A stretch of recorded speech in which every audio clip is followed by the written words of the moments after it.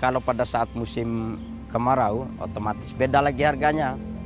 Otomatis agak tinggi dia, kadang kita bisa mendapatkan 130 bahkan sampai 150 per kilonya.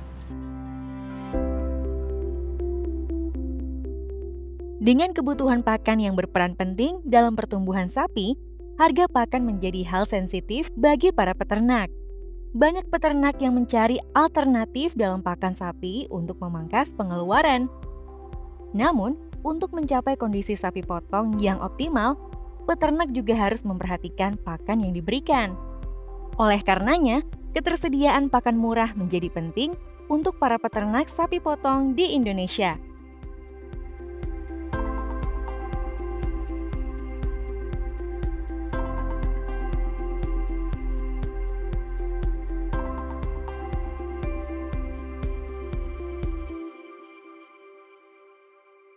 Ya, kita pergi mengambil rumput di lokasi, bawa ke tempat sapi, cincang, lalu kita campur dengan dedak. Tambahan lainnya ada kadang juga dari kulit kacang, dari kulit jagung, itu aja makanan tambahan. Kadang juga ada dari lantoro juga untuk makanan tambahannya, rumput dan dedak. Itu pakan kita dari Kabupaten Bima khususnya. Dari sejak zaman dahulu kita diberikan solusi, diberikan cara pembuatan pakan seperti itu. Pada kenyataannya, pakan sapi potong yang dibuat oleh peternak seringkali tidak memperhatikan unsur yang dikandungnya. Kurangnya pengetahuan peternak akan pakan berkualitas menjadi permasalahan utama bagi peternak yang kerap gagal dalam meningkatkan bobot berat sapi. Biasanya peternak itu hanya melihat apa yang tersedia di lokal, ya. Nah, kadang-kadang kendalanya adalah peternak belum mengerti dengan jelas apa gunanya makanan atau pakan yang dia berikan dalam memenuhi kebutuhan dari ternak itu sendiri. Jadi biasanya hanya memberi dalam jumlah yang mungkin yang ada tersedia di sana tanpa memikirkan kebutuhan, sehingga perkembangan ternak itu kurang maksimal. Baik bila karena itu dengan sendirinya akan menekan harga. Kalau pakan campur yang biasanya dibuat oleh pabrik, tentu saja sampai di tempat peternak lebih mahal ya, karena ada ongkos transportasi dan biaya pencampuran dan sebagainya.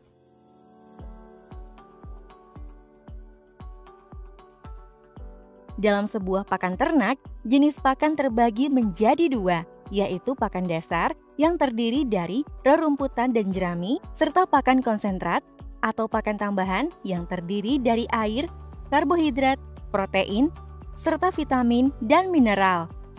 Penggabungan kedua jenis pakan disebut sebagai pakan komplit yang memiliki rasio 30% sampai 60% pakan dasar dan 40% sampai 70% pakan konsentrat.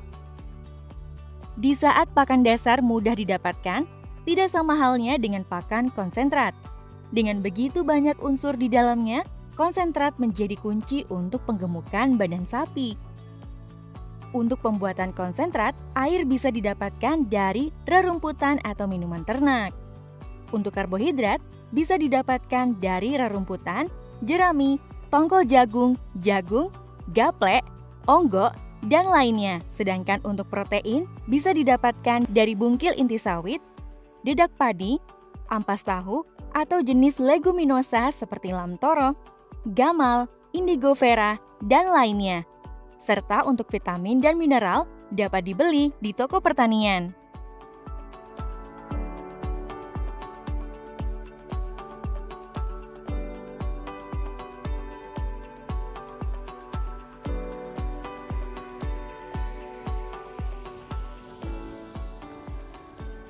Hari ini kita akan membuat pakan konsentrat buat sapi potong penggemukan, dan kita akan siapkan bahan-bahannya.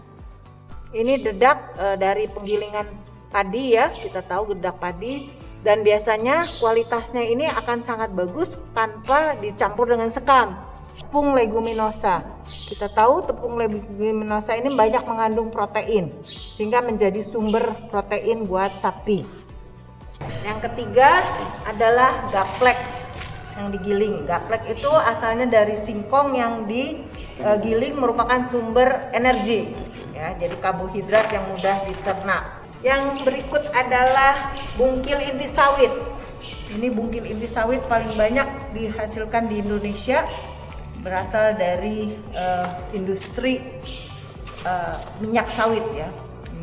Bungkil kelapa. Bungkil kelapa itu kelapa yang sudah diambil minyaknya dan kemudian ampasnya dikeringkan dan masih mengandung protein yang tinggi.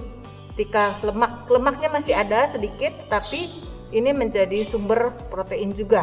Berikut adalah tepung jagung.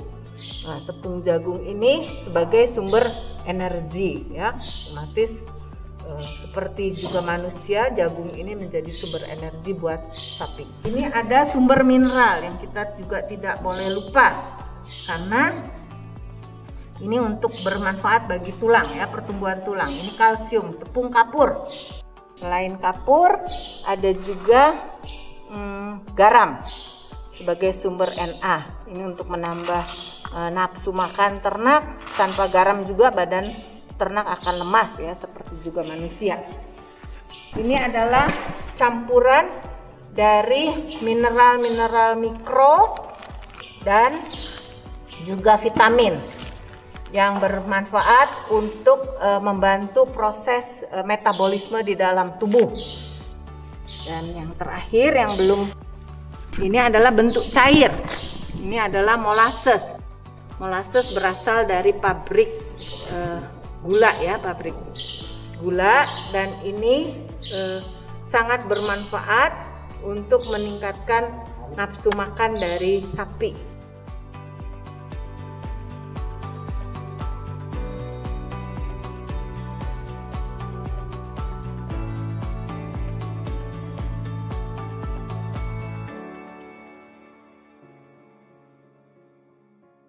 Pembuatan pakan ternak mandiri bisa dilakukan dengan dua cara, yaitu cara manual dan dengan menggunakan mesin. Sebelum memulai pembuatan, siapkan tempat dan bahan serta alat yang dibutuhkan, seperti timbangan, sekop, ember, dan lainnya.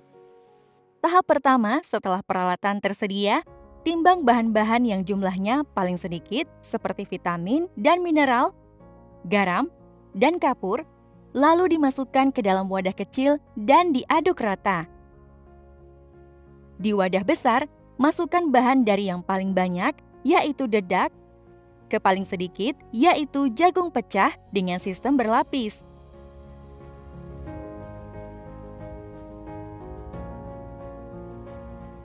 Lalu taburkan bahan yang ada di wadah kecil di atasnya. Setelah semua bahan diletakkan dengan konsep berlapis, bagi bahan tersebut menjadi 4 bagian. Lalu campur masing-masing bagian tersebut sebelum diaduk dengan menyilang. Setelahnya, 2 bagian tersisa diaduk hingga menjadi homogen dan pakan siap diberikan kepada sapi potong.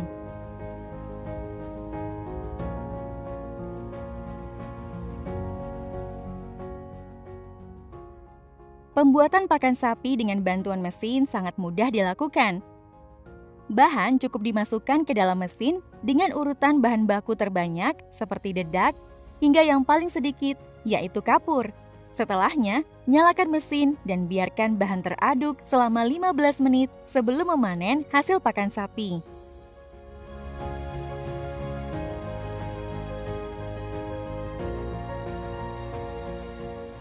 Walaupun pembuatan pakan ternak mandiri cukup mudah dilakukan, terdapat beberapa catatan yang harus diperhatikan oleh para peternak sapi agar manfaat dari pakan yang dibuat dapat terlihat hasilnya.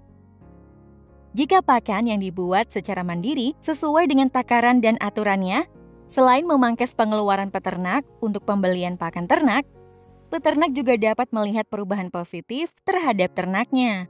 Poin-poinnya ini yang pertama, ketika sebenarnya alangkah baiknya kalau kita mengetahui bagaimana cara membuat pakan formulasi, tetapi nomor satu mengetahui komposisi dari bahan-bahan pakan ini. Kita harus tahu apa sih yang namanya sumber serat, apa sih yang namanya bahan-bahan yang sumber protein atau sumber karbohidrat. Dengan demikian ketika kita mau campur, kita sudah tahu nih, oh ini akan komplit karena saya sudah punya seratnya, saya sudah punya karbohidratnya, sumber proteinnya dan sebagainya. Itu nomor satu yang harus kita tahu.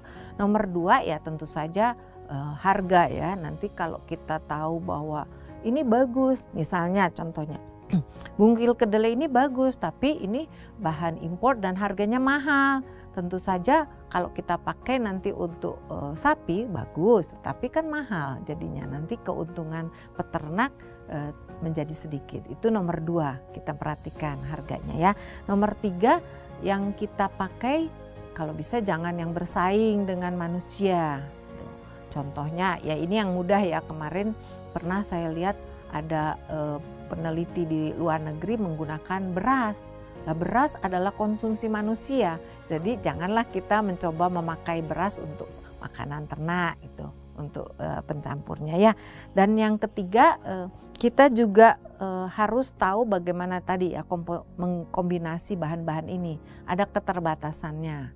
Misalnya kita tahu lemak itu bagus untuk sumber energi, tetapi kalau kita pakai dosis tinggi kan artinya nanti akan merusak mengganggu pencernaan. Jadi itu juga kita harus tahu berapa persen sih yang untuk menggunakan bahan ini gitu. Ada keterbatasan tertentu yang harus kita ketahui juga gitu ya.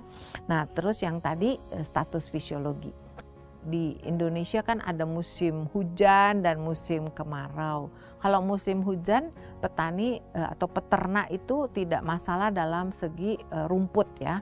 Nah, tapi kalau dalam musim kemarau ini kan kesulitan mencari rumput yang berkualitas baik. Itu sangat sulit. Tapi ada jerami, ada bahan-bahan limbah lain. Nah, itu biasanya beberapa peternak itu ingin memberikan tetap yang kualitas bagus. Bagaimana caranya? Yaitu kan kita artinya sebelum memasuki musim kemarau kita sudah harus berpikir nih bagaimana kita membuat pakan ini kita awetkan atau kita simpan dengan proses yang baik sehingga bisa dimanfaatkan di pas musim kemarau.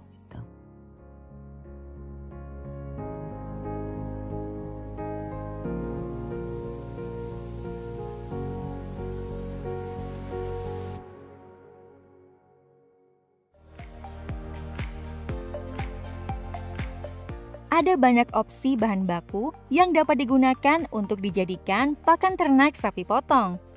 Tentu dengan kelebihan dan kekurangan masing-masing. Namun pada akhirnya tidak ada susunan pakan yang terbaik.